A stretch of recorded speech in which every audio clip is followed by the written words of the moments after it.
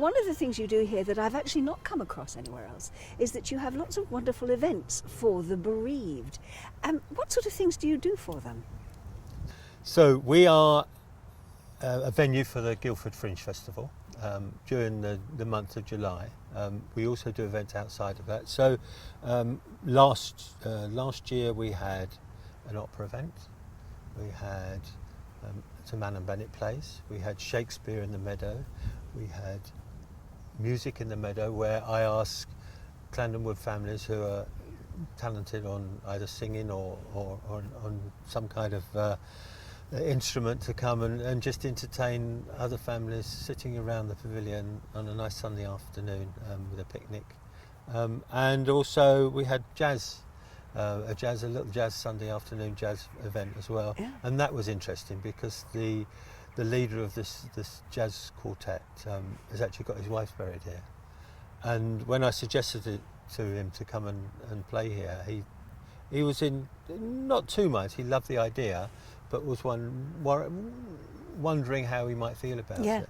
And after the event, he just said that was just so amazing to be able to do that here, with and he only had his wife's funeral a few weeks beforehand. We have holistic events. We always celebrate the summer solstice. We have meditation, early morning meditation, Reiki healing, all sorts of stuff that we use the Glass Pavilion early in the morning for. So it's wonderful. You're just confirming that this is a place of life, not a place of death, which is wonderful, isn't it? Yeah, it's fantastic. That whole feeling of ritual associated with burial is still very important to people, isn't it? Hugely. And I think without the ritual of a funeral, people can carry on grieving for years. And I can give you an illustration.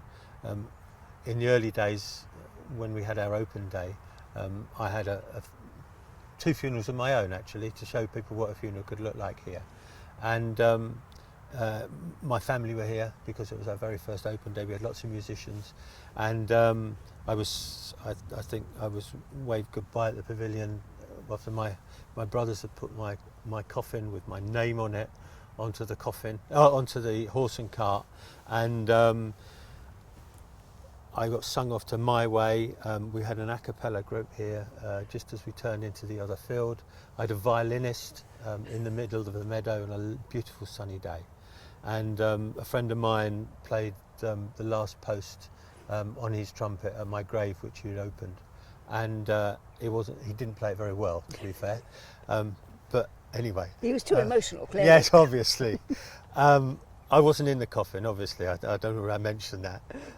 And then my son and daughter here, my daughter let off a dove, and my brothers lowered my coffin into the grave. And afterwards, my daughter said, well, that was a bit weird. Well, it was, but you were doing, in fact, what you want and what other people can see is possible at a site like this. Yeah. And that's interesting because the second time I did that, two ladies separately came up to me afterwards, after the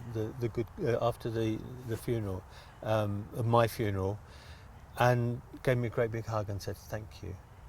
That was the funeral for my mum I never had. And that made me realise then how important that funeral ritual is. And without one, people can carry on grieving for years. And I think it was 2017, I had an event called A Good Goodbye, for exact reason, for 3 families that were still grieving. A 90-year-old lady that was still grieving for her mum from 45 years ago because she had no control at her mum's funeral. And a 19-year-old lady, young lady whose dad had just died 4 weeks before, who was born outside of his marriage and was invited but not included in his funeral. And another lady just needed to say something to her dad who had died when she was very young. And she wrote a few notes and we put it in the willow basket that I had again.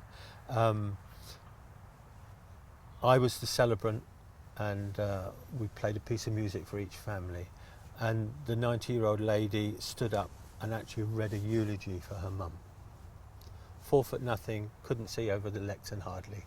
and she was in tears, and you could see it all release. And so we put all these memories, the photographs, the mementos in the coffin. They carried the coffin onto the horse and cart, and what was amazing is they all came together as one family because they were experienced the same thing. We went to the horse and cart. Again, I opened my grave. We committed the coffin. They lowered the coffin into the grave. I didn't bury the coffin, that gets a bit expensive, but I took everything out. There was a couple of other people the next day heard about what we were doing and wanted to do the same thing for their family. And so after that weekend, 7 people's memories were laid to rest. And I know that elderly lady, and she said, I stopped grieving that day. You gave them closure.